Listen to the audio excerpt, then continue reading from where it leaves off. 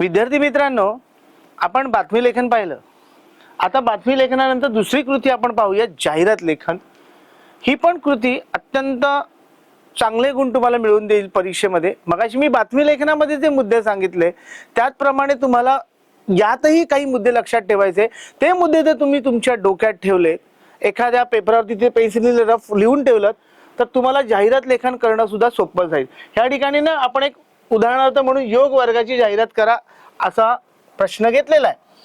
तर त्याची सुद्धा काही जे मुद्दे आहेत तर तुम्ही त्याप्रमाणे ती जाहिरात केली. उदाहरणार्थ शीर्षक, एखादं स्लोगन, वैशिष्ट्य तुमच्या वर्गाची, त्याची ऑफर काय आहे आणि पत्ता, वेळ, ठिकाण, अशा पद्धतीने तुम्हाला योग वर्गाची जाहिरात करायची. मगाशीच म्हटल्याप्रमाणे जाहिरातीमधील मुद्दे लक्षात ठेवा. एक म्हणजे समर्पक भाषा, जास्त काही बोलायचं नाही तिथे. तुमची जाहिरात लोकांना कळली पाहिजे, जी ज्याची आहे ती त्याच जाहिरातीमध्ये त्याचा उल्लेख असायला हवा.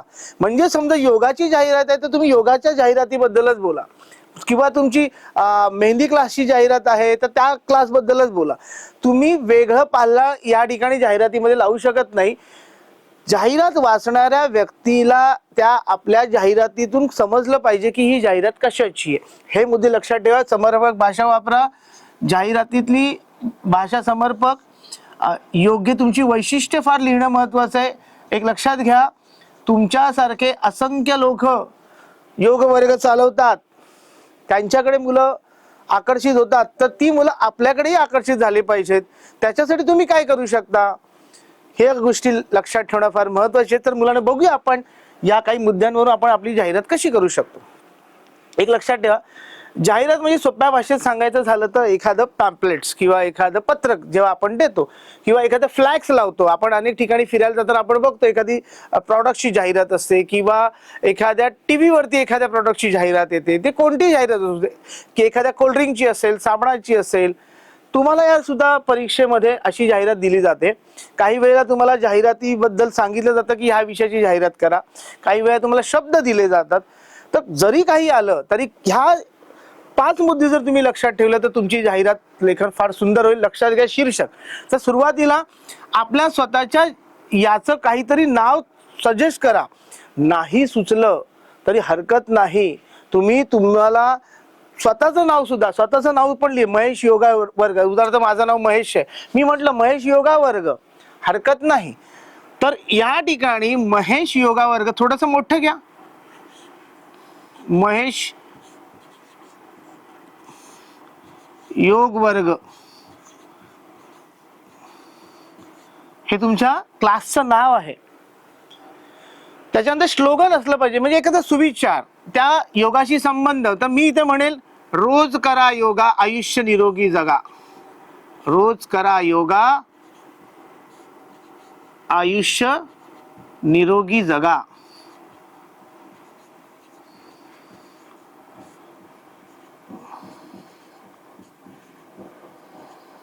मुलांनो, हे एक स्लोगन आणि हे तुमचं वर्गाचं नाव 1 गुण देईल तुम्हाला.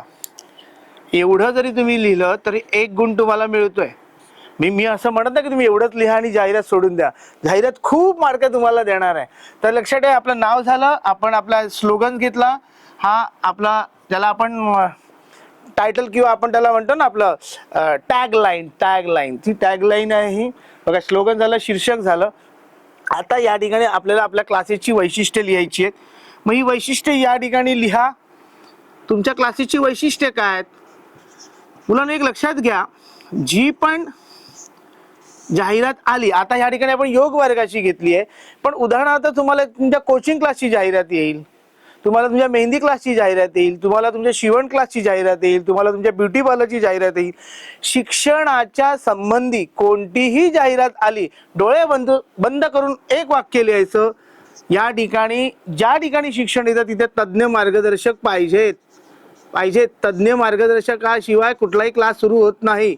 तज्ज्ञ मार्गदर्शक. दुसरी गोष्ट, जागा प्रशस्त पाहिजे. प्रशस्त जागा, कारण कोणताही क्लास चालवायचा आहे तुम्हाला, त्यासाठी वर्गरचना व्यवस्थित पाहिजे. ती जागा सुटसुटीत पाहिजे, हवेशीर पाहिजे. त्याचप्रमाणे तुमचा रोजचा सराव घेतला पाहिजे.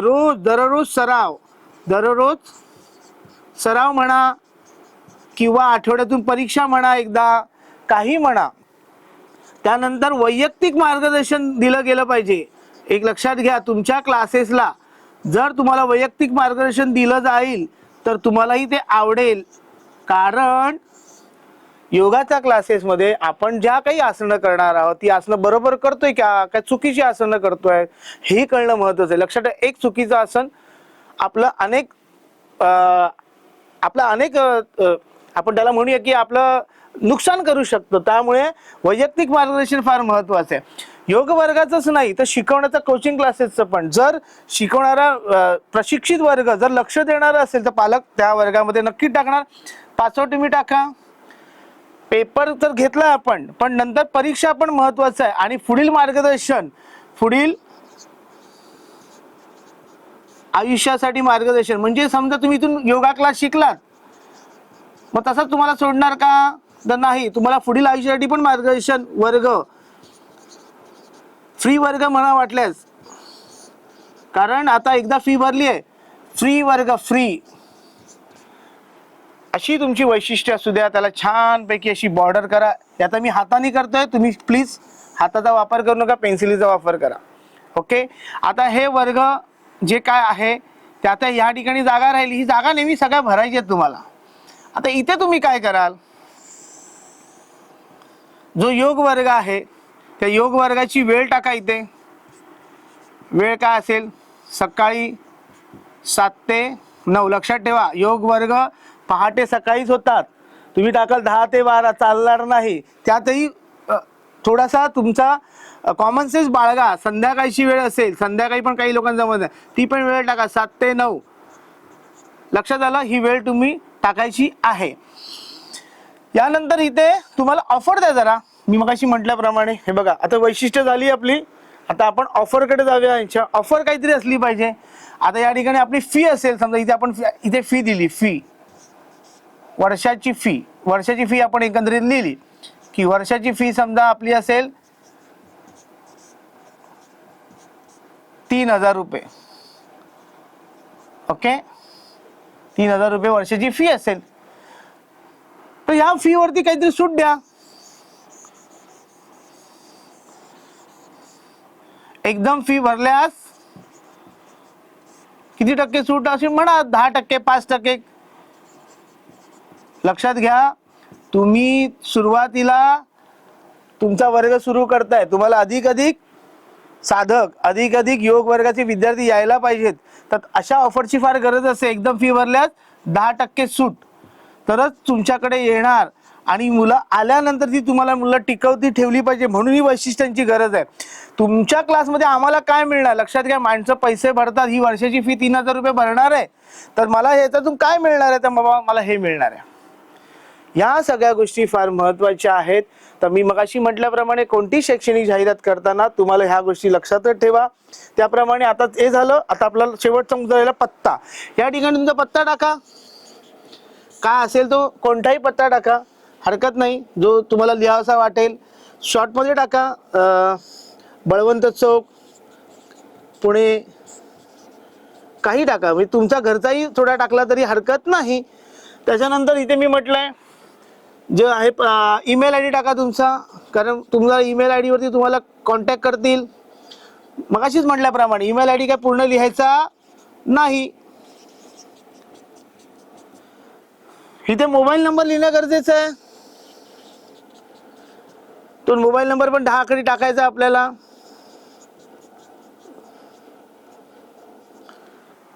अशा पद्धतीने एकदा जाहिरात लिहून झाली की तुम्हाला जर तिला सजवायला वेळ मिळाला तर ती जरूर सजवा, ती छानच वाटते.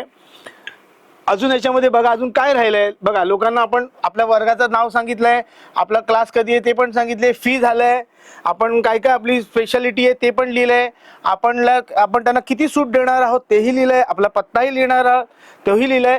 म्हणजे एकंदरीत आपल्याला जे हवंय ते सगळं लिहिलेलं आहे. समजा आम्हाला ईमेल आय डीवरती नाही आला किंवा मोबाईल नंबर तो आपल्याला कॉन्टॅक्ट करू शकतो. ओके. तर अशा पद्धतीने तुम्ही तुमची जाहिरात नंतर वेळ मिळाला, तुम्हाला पेपर तुमचा कव्हर झाला तर अशी थोडीशी डिझाईन करा, गरज नाही डिझाईन करायची, पण ते दिसायला छान वाटतं. कारण मार्क तर कोणाला नको आहेत, मार्क आपल्या सगळ्यांनाच हवेत. त्यामुळे अधिक मार्क मिळवणं ही खरी युक्ती आहे, ते खरं टेक्निक आहे. ते जर तुम्ही असं छानपैकी एखादं डिझाईन केलीत तर तो पॅम्पलेट एकदम दिसायलाही छान वाटतं. तुम्ही त्याला लिहा. जर तुमची चित्रकला चांगली असेल तर एखाद्या इथे योगाचं चित्र काढा, एखादा माणूस काढा, काही करा, पण त्या पद्धतीने तुम्हाला ते काढता आलं पाहिजे. जे काय असेल ते, आता हे मी काढण्याचा प्रयत्न करतोय, हा माणूस पद्मासनात बसलाय, पण ते चांगलं काढा. ती जाहिरात खूप आकर्षक वाटेल आणि तुम्हाला अधिक गुण मिळतील. विद्यार्थी मित्रांनो, धन्यवाद.